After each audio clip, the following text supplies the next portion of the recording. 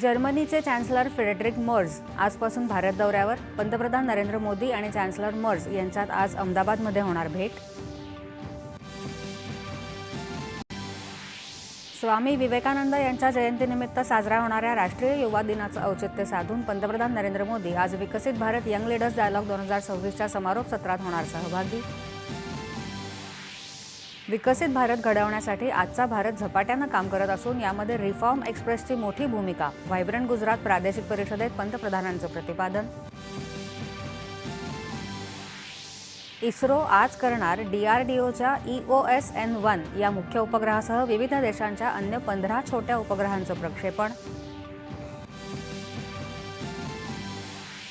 महानगरपालिका निवडणुकांसाठी प्रचाराची रणधुमाळी. विविध राजकीय पक्षांच्या दिग्गज नेत्यांच्या प्रचारसभा आणि पत्रकार परिषदा.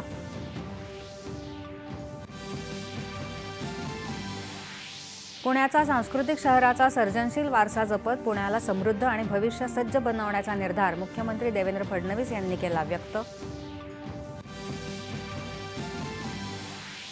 मुंबई महानगरपालिकेसाठी भाजपा शिवसेना रिपाई महायुतीचा जाहीरनामा प्रकाशित. मुंबईला जागतिक दर्जाचं शहर बनवण्यासह धारावीच्या पुनर्विकासाचा जाहीरनाम्यात समावेश.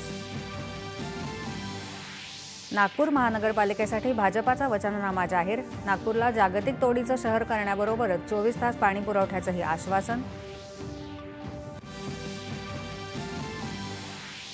उपमुख्यमंत्री अजित पवार तसंच रोहित पवार यांच्या उपस्थितीत पिंपरी चिंचवड महानगरपालिकेसाठी जाहीरनामा प्रसिद्ध.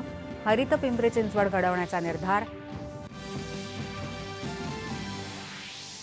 शिवसेना उद्धव बाळासाहेब ठाकरे पक्षाचे उद्धव ठाकरे आणि मनसेचे राज ठाकरे यांची मुंबईत शिवाजी पार्कवर संयुक्त सभा.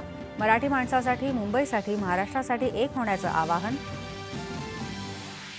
आणि वडोदरा इथं झालेल्या एकदिवसीय क्रिकेट सामन्यात भारताचा न्यूझीलंडवर विजय.